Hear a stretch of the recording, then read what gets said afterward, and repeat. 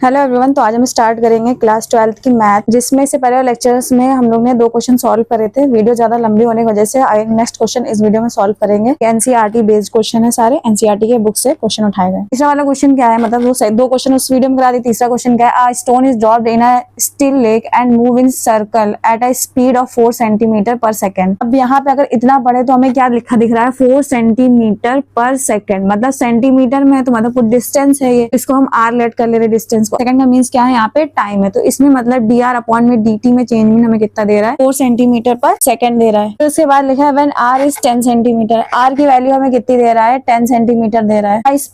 10 centimetre at that moment how fast is the enclose area increasing, मतलब area में बताना है कितना बढ़ेगा, इंक्रीज करेगा, एरिया में क्या चेंजमेंट आएगी वो हमें बतानी है। हम जानते हैं कि सर्कल का एरिया क्या होता है, पाई आर स्क्वायर, तो ए की प्लेस पर क्या रखेंगे, पाई आर स्क्वायर। पाई कांस्टेंट है तो वो बाहर आ जाएगा, तो d अपॉन में डी आर स्क्वायर अपॉन में क्या हो जाएगा, dt। अब हमें यहाँ पे अपॉन में टाइम है और हमें किसका डिफरेंशिएशन करना है, r का, तो थोड़ी देर के r को लेट कर ले रहे हैं, वो क्या है, टाइम। जब टाइम का माने यहाँ पे r ना हो के अगर t है, तो टाइम का अगर डिफरेंशिएशन करेंगे तो 2 पावर क्या होगी, आगे आ जाएगी, और 2 में से जब 1 माइनस करेंगे तो t की पावर 2 माइनस 1 करेंगे तो 1 बचेगी, लेकिन यहाँ t नहीं, यहाँ क्या है x। इसको हमने लेट करा था कि ये t है, तो इसका हमें दोबारा से डिफरेंशिएशन करना पड़ेगा, तो ये क्या हो जाएगा, dx अपॉन में dt। आई 2 इंटू x नहीं, यहाँ पे r, तो dr अपॉन में dt की वैल्यू कितनी है 4 और r की वैल्यू हमें कितनी दे रहा है 10। 2 4 जा 8 और 8 का 10 में मल्टीप्लाई करेंगे कितना हो जाएगा 80 पाई। तो dA अपॉन में dt की वैल्यू कितनी आ गई 80 पाई। अब एरिया को हम किस में लिखते हैं, सेंटीमीटर स्क्वायर में, और टाइम किस में चल रहा था, सेकंड में, तो यहाँ पे सेकंड आ जाएगा। तो ये क्या हो जाएगा, क्वेश्चन नंबर 3 का आंसर हो जाएगा। तो इसके बाद और क्वेश्चन में दे रहा है the length x of a rectangle is decreasing at the rate of 3 centimetre पर मिनट। यहाँ पे क्या है, 3 सेंटीमीटर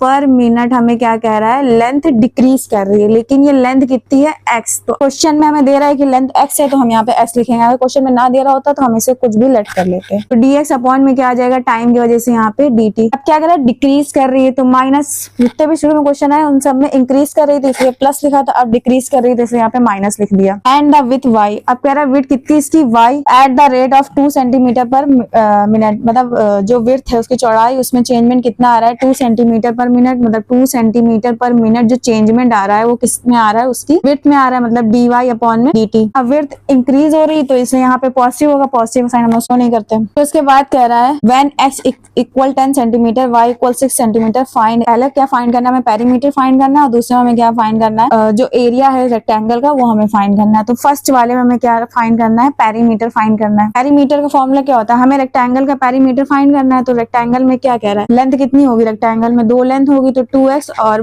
विड्थ कितनी होगी 2 विड्थ होगी तो 2y, 2 कॉमन ले लेंगे तो 2x प्लस y हो जाएगा। फॉर्मूला क्या होगा, 2x प्लस y। पेरीमीटर को कैपिटल P से लेट करें तो हमें यहाँ पे क्या फाइंड करना है, चेंजमेंट फाइंड करना है, तो इसलिए हमें क्या करना पड़ेगा, इसका डिफरेंशिएशन करना पड़ेगा टाइम के रिस्पेक्ट में। 2d अपॉन में dt x प्लस y। जब प्लस में है तो अंदर क्या करेंगे, जैसे मल्टीप्लाई करा देंगे इन दोनों का, तो ये क्या आ जाएगा 2dx अपॉन में dt प्लस dy अपॉन में dt। तो ऐसे ही लिखा रहने देंगे। dx अपॉन में dt की वैल्यू अभी हमने पीछे कितनी निकाली थी, -3, और dy अपॉन में dt की वैल्यू हमें कितनी दे रहा था 2। जब इसको सॉल्व करेंगे तो यहाँ पे कितना आ जाएगा, -1, और 2 का 1 में मल्टीप्लाई कराएंगे तो कितना हो जाएगा, -2। मतलब पेरीमीटर में चेंजमेंट कितना आ रहा है, dp अपॉन में dt कितना आ रहा है, -2 सेंटीमीटर पर मिनट आएगा यहाँ पे, क्योंकि क्वेश्चन में हमें किस में दे रहा है, सेकंड में नहीं मिनट में दे रहा है। उसके बाद हमें क्या फाइंड करना था, इसमें एरिया फाइंड करना था। तो एरिया क्या होता है रेक्टेंगल का, रेक्टेंगल की लेंथ इंटू ब्रेथ होता है एरिया, तो dA अपॉन में dt कितना होगा, x इंटू वाई। एरिया कितना होगा, x इंटू वाई, लेकिन हमें इसका डिफरेंशिएशन करना है, तो dA अपॉन में क्या आ जाएगा dt, तो dx इंटू वाई अपॉन में क्या आ जाएगा